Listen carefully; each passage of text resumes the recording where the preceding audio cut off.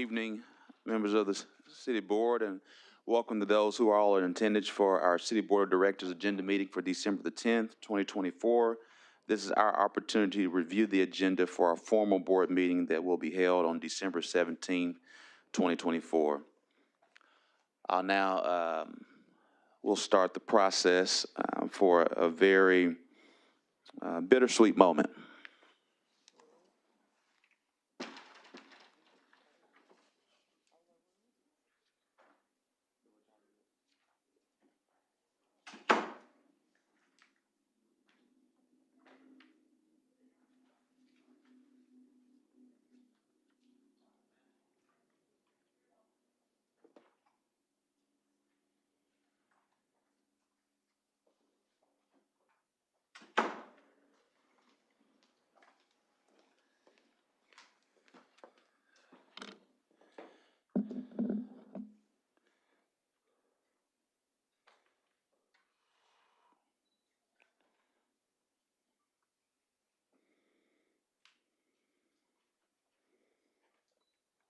Members of the City Board, as I shared earlier, today is a bittersweet moment as we recognize the close to 30 years of public service by the Honorable Judge Vic Fleming.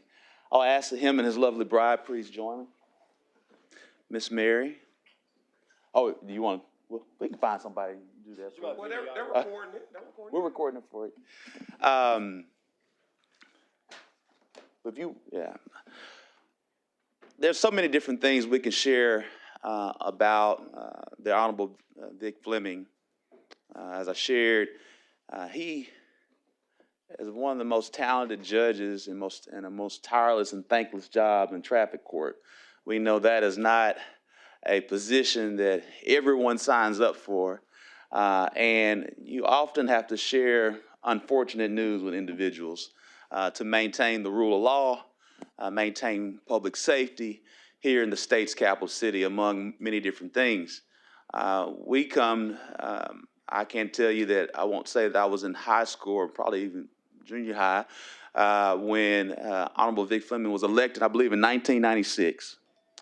But the testament of his tenacity of a public servant and a politician, I might add, is that he was able to run unopposed since 1996. I don't know many people who can run unopposed that many times. And so that is a testament not only to his customer service delivery and his position, but also a testament to his ability to connect with the people. And we've seen so many different avenues of him doing so. One, just really his own community service in many different organizations, whether bringing the courthouse to middle school children, doing various different things on a national level, but also really making his hobby pretty cool, being crossword puzzles. And I think we all know his crossword puzzles are legendary and have received national attention because him and President Clinton created their own crossword puzzle together that was notated in the New York Times. And so that shows the type of intensity that he has in the crossword puzzle game, but also understanding the word and literature. And he's really been someone as an adjunct professor at the University of Arkansas Little Rock Bowen School of Law. He really focuses on literature from that standpoint. He has been a staple. He's been a pillar here in the state capital city as a judge. We're grateful for his many decades of service. As I shared, as Mary himself were walking in, this is a bittersweet moment. He's been a pillar of this community. We know that he will continue to remain involved and engaged. But we wanted to take this time today to share our appreciation towards him and his decade of service as he decides, he was not made, he decided to retire. And I think that is a feat to say it in itself. Let's give him a round of applause.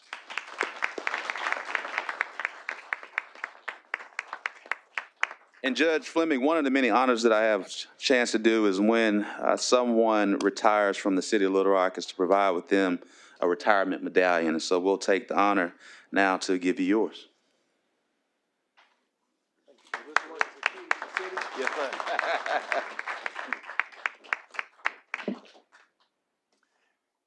Well, members of the city board, Mr. Carpenter, Mr. Mayor. I am deeply honored by this tribute. Not deserving of it. I know when I announced for the position in 1996, I made the campaign promise that if I could get elected, I would get reelected and serve for 20 years. Well, when the polls came in on the first Tuesday in November 1996, I had won the election by 253 votes. And I thought that meant I might as well start making other plans for 4 years later. But then 20 years of not having an opponent made me think that either I was doing a good job or it was a job that no one really wanted anyway. So, but it has been fun. I set my goals reasonable, I think, at the time, doing such things as getting a speakerphone in the courtroom. So I get that call from someone who says, Judge, I don't want to do anything improper. However, and then they ask me to do something improper, I could just say, let me put you on hold and we'll put you on the speakerphone in the courtroom. And the number of calls went down dramatically after the couple of years. So anyhow, it's been a great pleasure to be the City of Little Rock traffic judge for 28 years. The last 8 years, of course, have included an additional docket from circuit courts twice a month. And I just got back from finishing court out on Roosevelt Road for the last time. So anyhow, I hope all of you have a joyous holiday season.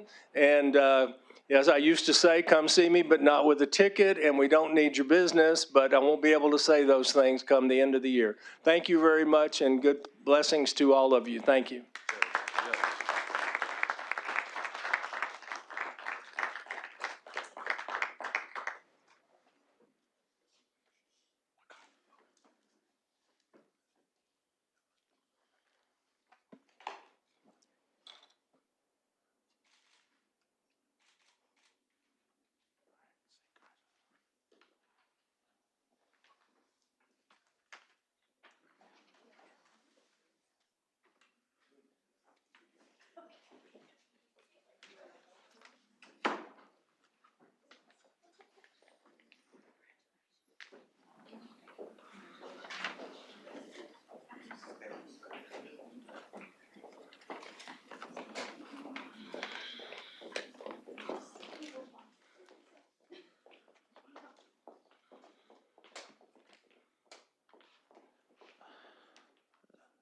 Members of the City Board, are there any questions on today's consent agenda? I do have Director Phillips, then Director Hines.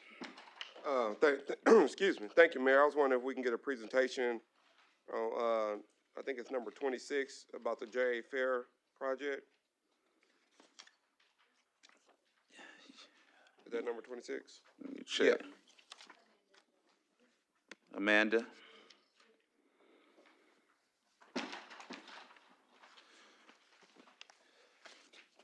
While she's coming, we've done a lot of work in the digital equity space, starting out with funding from Heartland Forward. I believe this, my memory's correct, this may be also the partnership with Comcast and the U.S. mayors, but maybe not, but we'll have Amanda kind of go through those details. Hi, members of the board. So this project was a U.S. Conference of Mayors Award, and we partnered with UAMS to provide after-school services with JA Fair K-8 Preparatory Academy. But the City of Little Rock is assisting with funding for the after-school program at JA Fair. There's approximately 70 to 80 kids that attend regularly. It is free for the JA Fair students to participate. City of Little Rock grant staff is currently the program manager, but we do fund the site coordinator and the teachers at this time. This would allow for digital equity as far as digital skills and enhancing as part of the career climb component would teach them some of those basic digital health pieces as well as supplement a robotics curriculum. The 35,000 that is not included in the 150,000 does provide supplies and services, or supplies and not services, that the city of Little Rock is purchasing and then implementing at JA Fair. I wanted the presentation because I think it's a great idea. Whenever we partner with our schools and taking care of our youth, I think it's good and it should be highlighted. So I just wanted to get information on it and make sure that it's discussed here publicly and maybe written about in our publications. One other clarifying question. Are we already doing this or is this something we're about to start? They started the planning process. This is the MOU that activates UAMS to start providing those services. Okay. All right. I support it and I appreciate your presentation. Thank you, Mayor. Thank you. Director Hines? Oh, no. Yes, Mayor. Just a quick follow-up to the amendment on, I have questions on 5, 10, 11, 12, 10, 11, 10, 11, 12 are all related, and 23. So on 5, you said? Yeah, so, and I guess I've slept since then. So we are doing the traditional architect contractor on our courts and property room building. We're not doing a design build. No, sir. Okay, all right, I guess that slipped by me. All right. And this is the same, Emily, if I'm correct, this is the same architect from, maybe I'm thinking about something different. No, that's with 12th Street, never mind. Okay. Yeah. Different architect. We do have a construction manager, though. Okay, For that's this. what I thought we did. That's why I was trying to make sure. I like my friends in the architect business, but sometimes they get a lot out of control of public money, and that's what I want to make sure of on that one. 10, 11, and 12, I guess is a question for Mr. Honeywell, where our landfill goes, or Grant, or who, or Willie. Director Hinton, if you'll approach.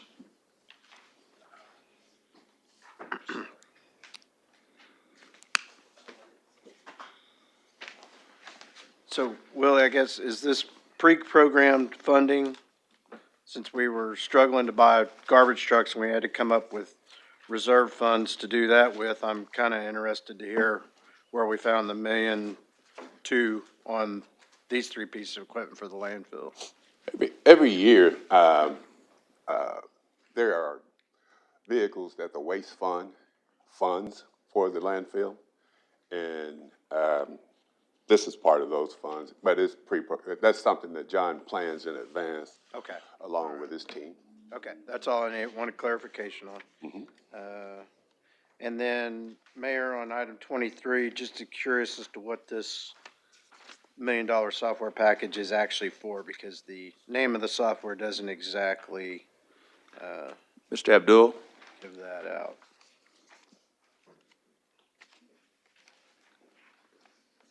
Good afternoon.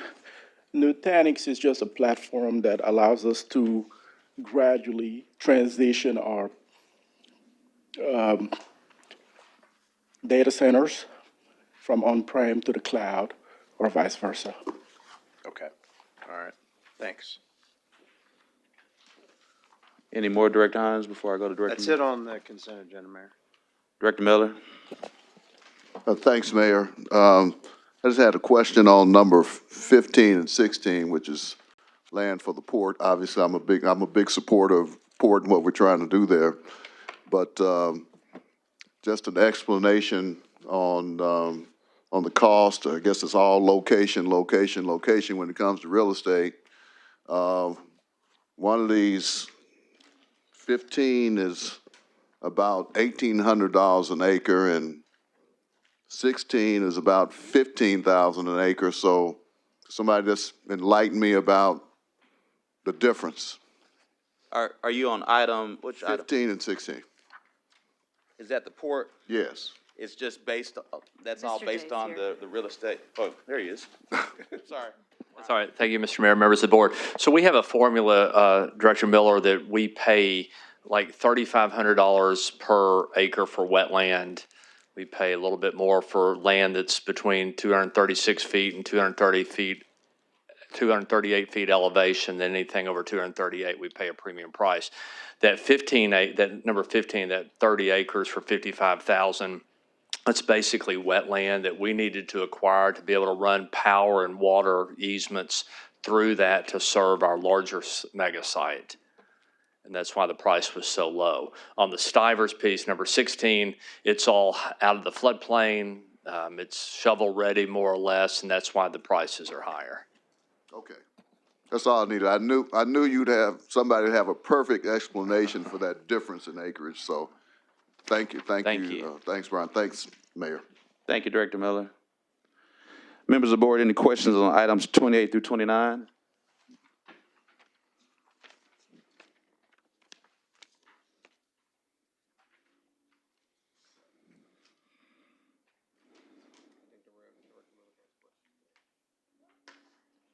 Director Hines? I have a question on 31, Mayor. Well, let's first, Director Miller, are you looking? Yeah, that was.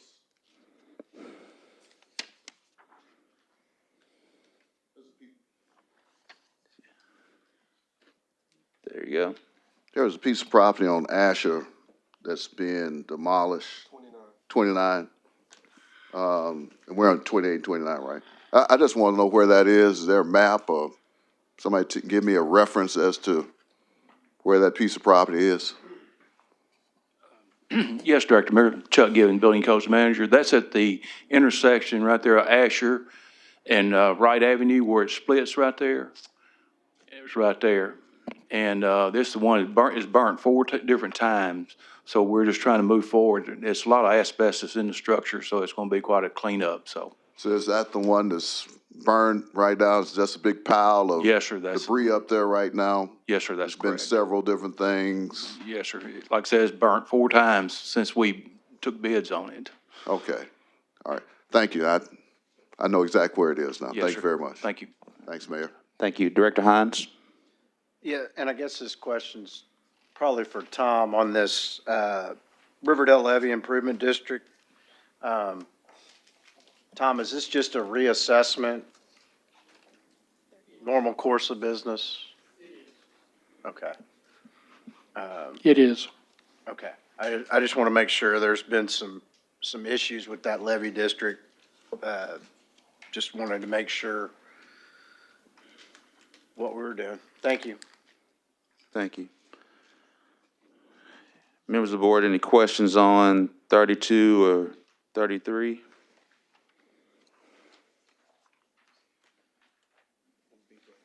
Director Wyatt? One, what does that mean, reassessing benefits? Does that mean we're raising the fees in the levy district? Yes.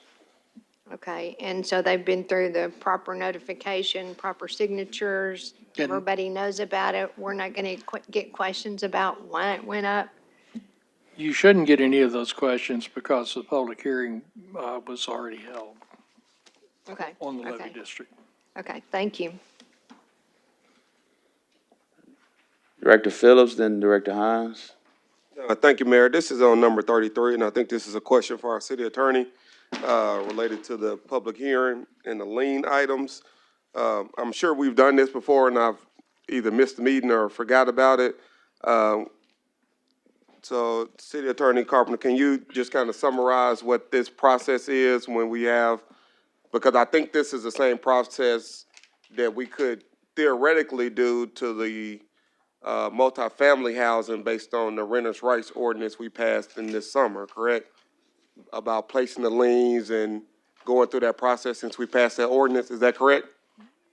Basically, the statutes allow the city to take certain actions with properties that are not in compliance with codes. The biggest, I'm not going to say the biggest expense, but probably, and Kevin can answer this one, we probably have the largest number of items being cut and clean liens where property is allowed to grow up, particularly in the summer months, and creates the attraction for rodents and others and trash. And so we go out and we cut the grass to try to deal with that, and then we end up attaching a lien to the property, and if it's not paid, then we try to deal with how we can get it back.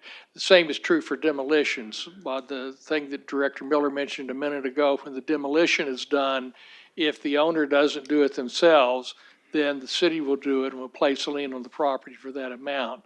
So we can do that for properties that are not in compliance. And in terms of your question about the rental ordinance, yes, that's something we can do. The process here, there's only a couple of ways that we can try to get paid back. One is that we can keep renewing the lien and hope that somebody will come along and buy it and put it into great shape and make it a financially successful property, in which case we'll get the lien at closing. The other is we can move to foreclose on the lien, and usually that's not an attractive stance for the city, because child welfare from failure to pay child support, federal tax liens and state tax liens and mortgages all precede us. So by the time we get down on the courthouse steps, it's already been bought. The other thing that happens is that after a period of time, the land commissioner can take over properties that have not paid property tax. And if that happens, then they've got 2 or 3 different categories that they go through, but eventually they can make a public sale. And if that occurs, then all liens are wiped out that way. What this does is it collects the money as a property tax. It gives us an opportunity to try to get the liens paid that way. And I think it's $20,000 or $30,000 this year that we've collected in this type of liens. Once we certify them to the county, we cannot foreclose on them anymore. And we really can't do anything with them except collect the money if it's paid. Okay, I appreciate that explanation. Thank you. That's all I have, Mayor. Director Hines? On 33, I've got a budget question, but since we brought up the 33 on the liens, Tom, did we have an issue with notification on those? I heard letters went out to some 2,700 properties, and there was no notation of what the lien was for, what the date was, and then when property owners tried to call, they couldn't get a hold of anybody, so. The knowledge that I have, and Mr. Howell will have more knowledge, the notices were sent approximately 30 days ago that the public hearing would be on the 17th. The purpose of the public hearing on the 17th is to allow a property owner to challenge the amount of the lien. So they may say, it shouldn't have taken $200 to cut the grass at my place, and Mr. Howard will say, we paid $200 to do it, and then the board goes from there.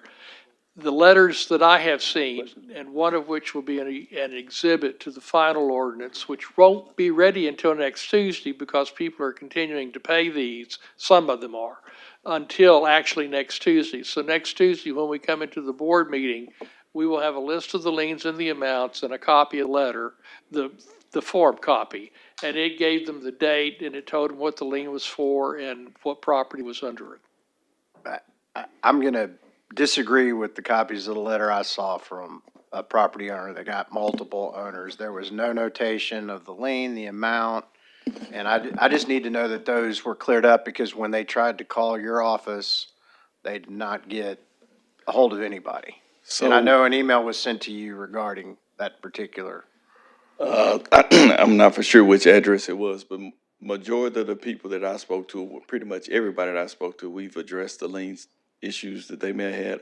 I know in one of the areas that I received the email for, I want to say it was Director Peck's area, we did clear the lien up, and I think I emailed you back. But everybody that's emailed me or contacted me, I've contacted them back, either satisfied the issue that they may have, or gave them the information that was regarding the lien on the property.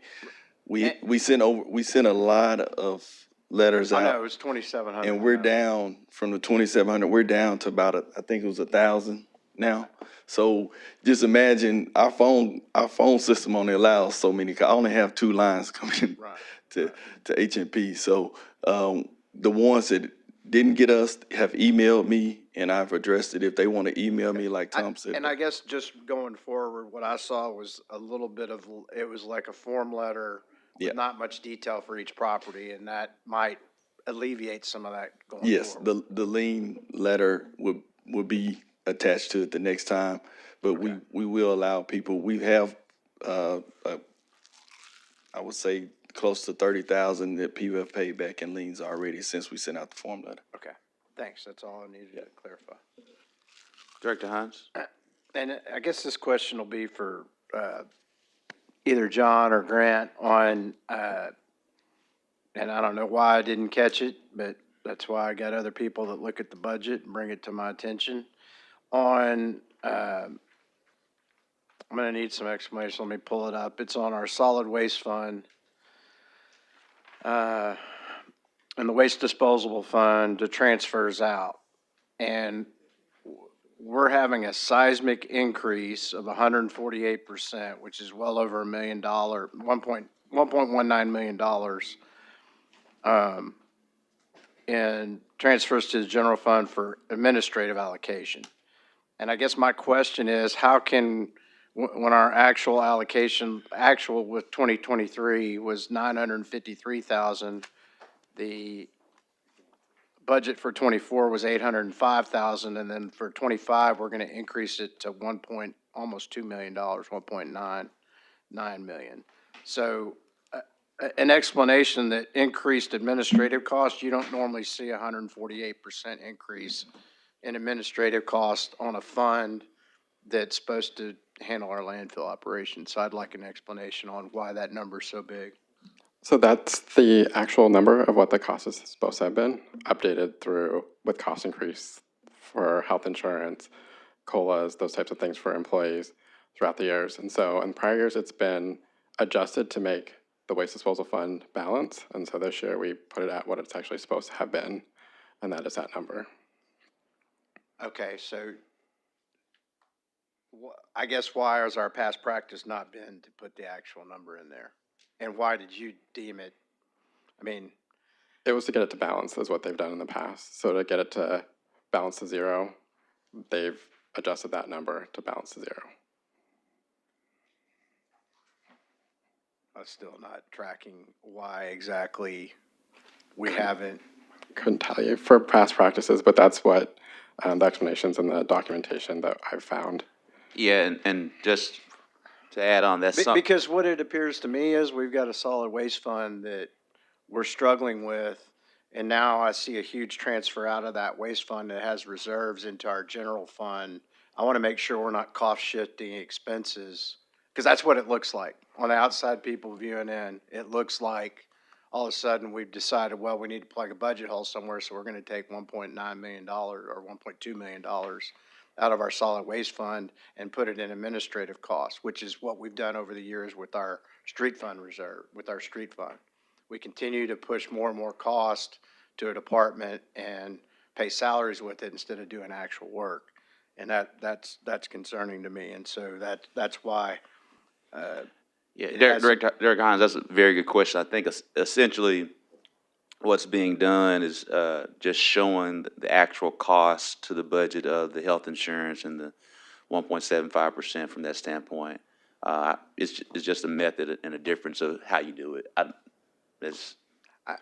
I still find I find it hard to, and maybe if I get the actual numbers on how many employees we have, that the cost is $1.2 million over and above what we've been taking out of that fund. Yeah, we can get you that, but also just remember, or if you'll recall, I think our increase in health insurance was 7%. And so our waste fund is not keeping up with the administrative cost of the city at this time. Okay. Yeah, and so all it's showing is that our waste fund is not keeping up, and it's showing that what I think in times before, and this is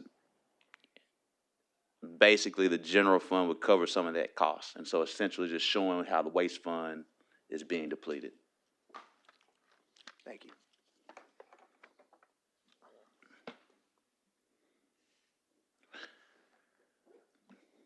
Which is another reason, you didn't ask this, but I think it kind of goes, and a great question, by the way, Director Hines.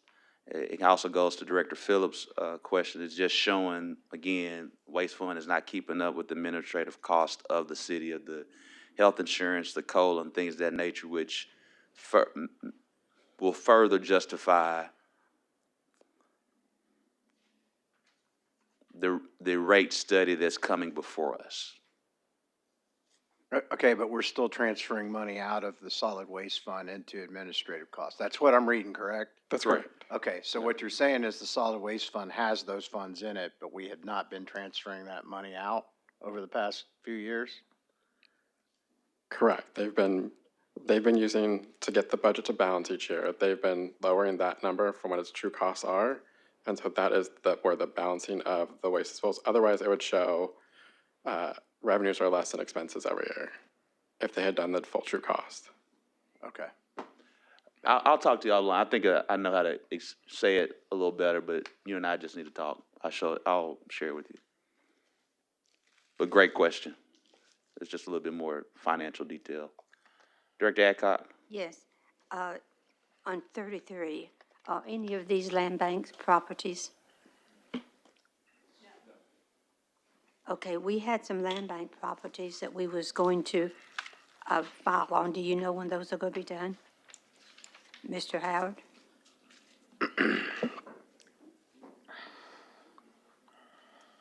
This is a little bit different, Director Eckhock, as far as this is to certify the liens on the properties that we have cut and clean with code enforcement.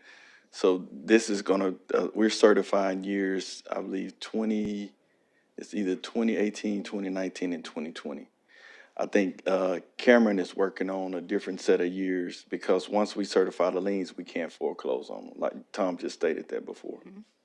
So we do not have any plan right now when that's going to happen? I think he's working on it. We just got to get an update from Cameron. Tom, do you have any idea? No. We have got several people in Little Rock waiting for these properties so they can start development. Our lists have gotten down to, 20 or 30 properties. At one time, we had about 300 properties in the land bank, and we've got all these people waiting. And Mr. Carpenter, if we can get some movement on that, please. Thank you, Mr. Howard. Thank you, Mayor.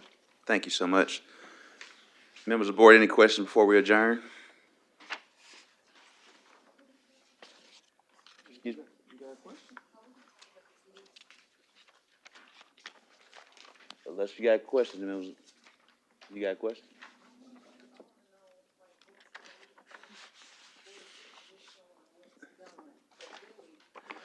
Well, sure. John, if you'll just give a brief description of this.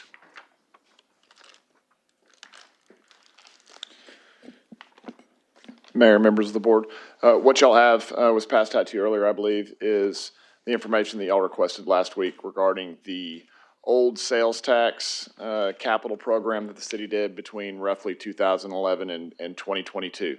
You have listed by ward all of the projects that were selected to do, and then the status of each of those projects. These are projects that were selected through the format that we've used since 2011. Every 3 year, we do 3-year cycles where we select a group of projects with the funding that's been allocated to us for those 3 years. We go through the public process, meeting with them, going over public requests, selecting projects, meeting with the public, meeting with the board members, come up with a list that everyone agrees to or relatively agrees to. The board passes that and funds those projects, and then we start working on them. And 3 years later, we go through that same process. That's how these lists were created. So it was through that 10, 11-year time span, these are the projects that were selected every 3 years to be done. And then the status tells you where they are, either completed, it's substantially complete, it's still under construction. Some of them are still in right-of-way or design process due to various factors, either through going through certain federal regulations because of floodplain, floodway. We have railroad issues that we're going through on some projects. So there's various things why these may not have been completed at this point. However, a vast majority of them have been completed at this time. Correct.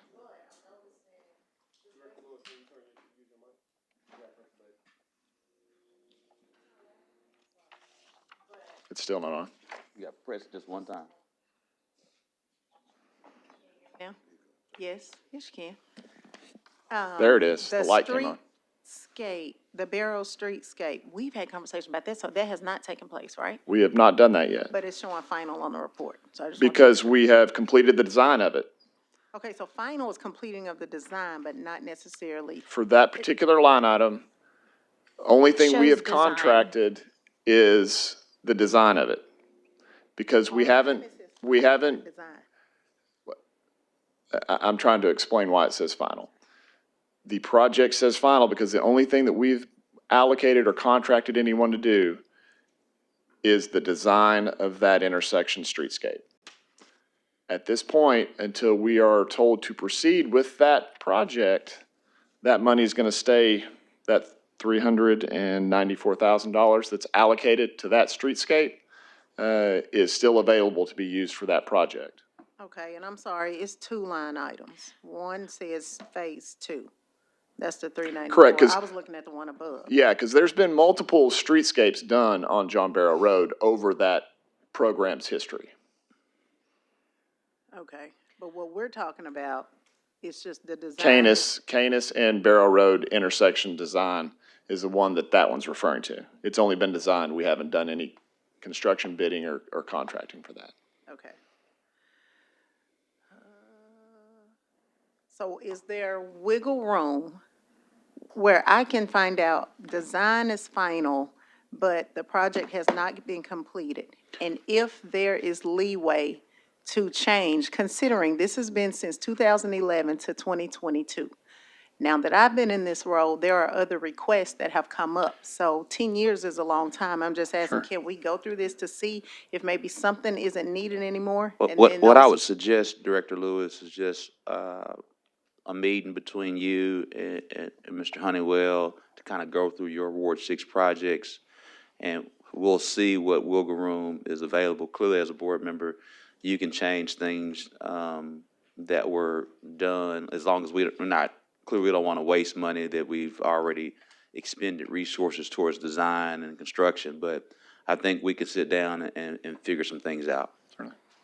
Just have to pass a resolution to alter what was previously approved by the board to spend the money on. Yeah. And that's y'all's option. If you don't want to do a project that was approved previously, that's y'all's choice to make that I think we change. should meet, because, I mean, you're the expert on knowing all the details. I was not here, I do not know. But I do want to make it be known that there are some as you're aware of. And if those can have priority over some that may not be as detrimental in 2024, 2025, then it's worth taking a look at. We stand ready to take a look at it with you. Thank you. Thank you. Is Director Wire, then Director Adcock. John, how are you doing today? Great, how are you? Good. Does it make a difference if, when I look at this list, that some of the things that you show in Ward 7 are actually in Ward 2? And then some of the things on Ward 6 is Ward 7? No, ma'am, because you got to remember back when this was done, ward boundaries were different at the time that these projects were originally done. So we've kept them in the ward that they were originally financed through or funded through. That's why you'll see some And that I'm are. okay with that as long as historically you don't come up and say Ward 7 spends this amount of money over a certain period of time when really a lot of this was now Ward 2. Yes, ma'am. Okay. Having said that. We've tried to keep track of all that. I know, it's hard to do. Now, if it wasn't final, it'd make a difference to me. Now, on the Yorkwood area drainage, which is still Ward 2, but I've kind of, it's something that I've been pushing for. It shows that we're waiting on a Corps permit, and it shows a balance of $697,706.25. Yes, ma'am. Did we not change that around and do some ARPA funding for that? There has been, And- and because of the delays with the Corps and getting permits, getting them Yeah. to actually approve us to do this project, I think we may have actually gone back and not Back. used ARPA funding to do that because of the time limits that were associated with ARPA And funding, so. we spent the ARPA funding on something besides this funding? Yes, ma'am, and we kept the funding that we had previously allocated towards this. We still Okay. had that available for Okay, it. well, I still think it's a needed project. On the Ward 7 FEMA flood mitigation, how does that work?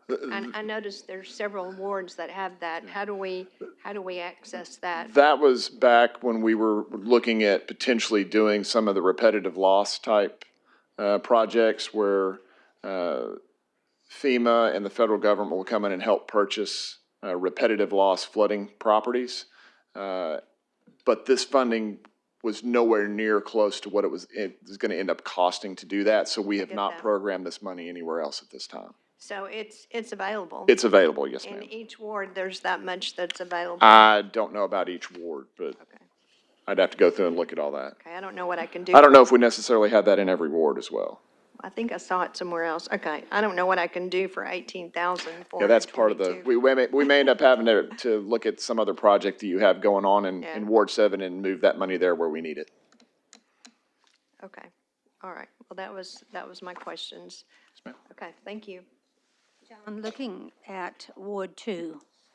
Lots of those are in Ward 1 now, in Virgil's ward. So is there going to be any time before you start spending some of this money that you can get these wards corrected on this? All of this funding has been spent. Okay. These are projects that in the Ward 2 list, there's only 2 that aren't showing complete. That is the Senate Drive drainage, which is substantially complete. It is almost completed. And then Stump Creek drainage, which is a newer project. It's a project that we're doing in conjunction with the Corps. So that project should be starting soon. We're And it hopeful. is Ward 2 still. Yeah, and that is still Ward 2. Okay. But, so everything else, that money has all been spent already. Oh, this final money? Yes, ma'am. Okay, like if Director Richardson looks at this and picks out a street, is he going to pick it out from this whole list or just what is now Ward 2? No, these are all done projects. These projects are finished, completed. If he picked one of these, he could go out and look at it, and it's a done project. Okay. So this is not the list that you would be selecting new projects from. These are projects that the board has selected previously that we have completed. And y'all asked for the status of where we are on projects that we had started previously. Well, the And that only was one on this prior. list that shows completed is Senate Drive. That is completed. Substantially complete. That means we haven't finalized and closed out the project yet. So substantially complete means most of the construction is all done. We have punch list items and some of the smaller cleanup and that kind of stuff that's remaining to do. The paperwork and some of the other contractual things that we require the contractor to do for us all need to be completed before we make it final and close out the project. When we started looking at this drainage, the Senate Drive, we was going to do both sides of the street. Last time I was out there, only one side of the street, the left-hand side of the street, had not even been started. Do you know why that was only on one side? I'll have to look into that and follow up with you on that one. I don't know. If you will look into that, because Certainly. last time I was out there, left side had not even been started. Okay. Yeah, well, I'll look into that and find And out let for me you. know, please. Yes, ma'am. Thank you.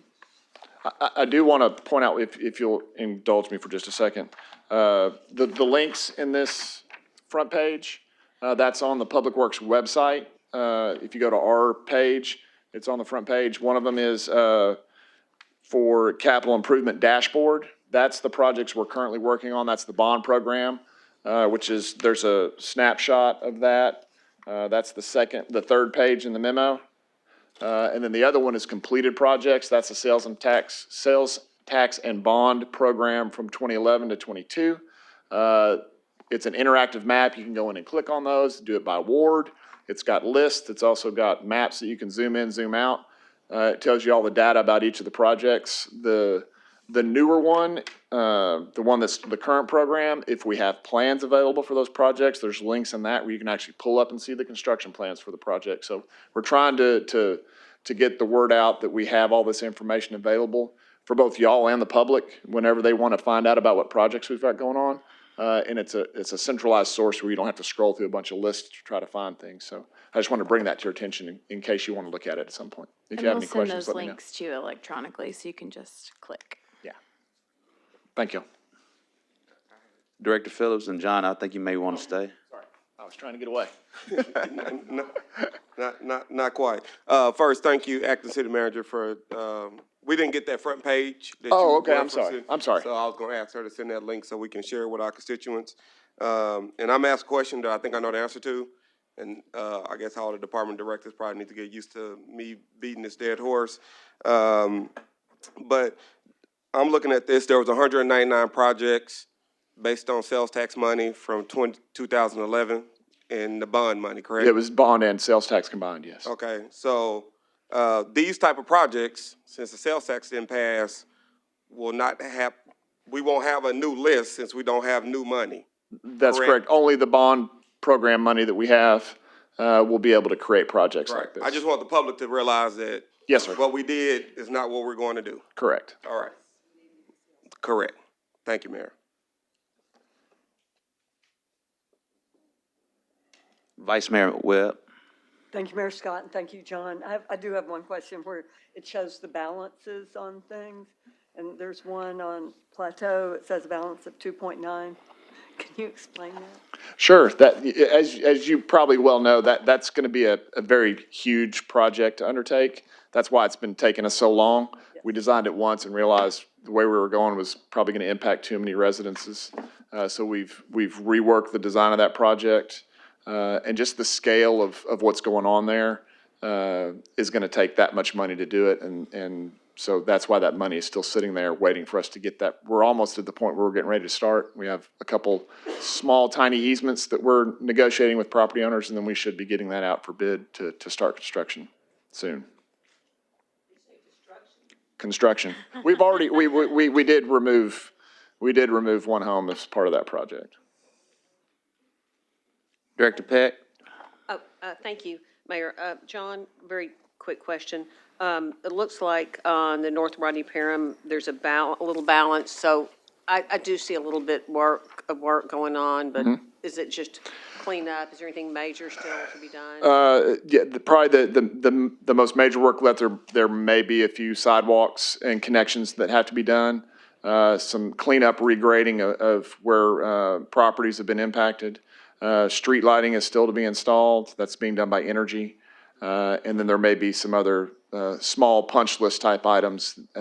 Some of the pavement marking is still to be done. The crosswalks are supposed to be a brick pattern. Oh, yes, I know. I remember. And so we've part of that's coming down to weather conditions, to the way those are put down. We're working with the contractor right now to figure out the best way to do it now or wait until it warms up in the spring. We're pushing for now, but we're going to see where that comes out when we talk to them today. Thank you. It's so much better. Yes, and the final thing, the very last item, I just don't know what this is, and it says final, the Main Street grant match. Why is that in 4? Is that just a mistake? I don't think there's a Main Street in Ward 4. Yeah, I'll have to look at that one. I'm not sure. But I'd like to have that money. Well, it's already been spent, so. Okay, but I hope we didn't spend Ward 4 money on No. Main Street. Well, I'll find out what's going on with that. That's probably a typo. Yeah, it could be mine. Director Wyrick. Thank you. Are we through talking about the 2025 budget? I've got 2 pages of questions, and Yes, we asked if folks had questions, so we can ask. Oh, okay, that went right by me.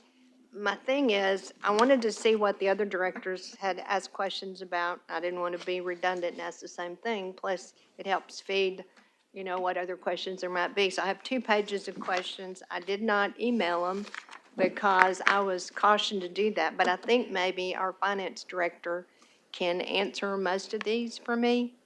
And I would be happy with that if I could get those to him. Yes, we'll get those to him, and he'll get with you directly. here? He's right there. Oh, We'll get there those you to are. Huh? Yeah. So She's gonna just get them from her. Director Phillips? they're written the way I talk. I don't have anything, Mayor. Director Hines, did you have, can you? Yes, sir. So when we talk about this list that John just had up here, so if everybody will remember, we haven't collected any of the 3/8 cent or any of this. The bond issue, reissue was done in 2013. The sales tax was passed in 2010. And I think it was done at the tail end of 2010, so we started collecting in 2011. We haven't been collecting any 3/8 cent sales tax proceeds since 2021. So to say that these are just leftover projects. What this list does not include is the bond reissue we approved 2 or 3 years ago, correct? So this doesn't include, that list is a whole nother separate list, which if you guys were looking for projects that may or may not be there yet, because those bond issues are gonna be done in 3-year cycles, there may be opportunity there to reevaluate, but the ship sailed on 99% of the projects that are on this list. Correct. Seeing no other questions, going once, I'm gonna hope and pray that means that we're scheduled to vote on the 17th and won't be back until January. Is that a nod, Director Peck and others, or are you talking? Oh, I was saying, never mind. Don't worry about it. I'll talk to you offline. It's fine. All right, meeting adjourned.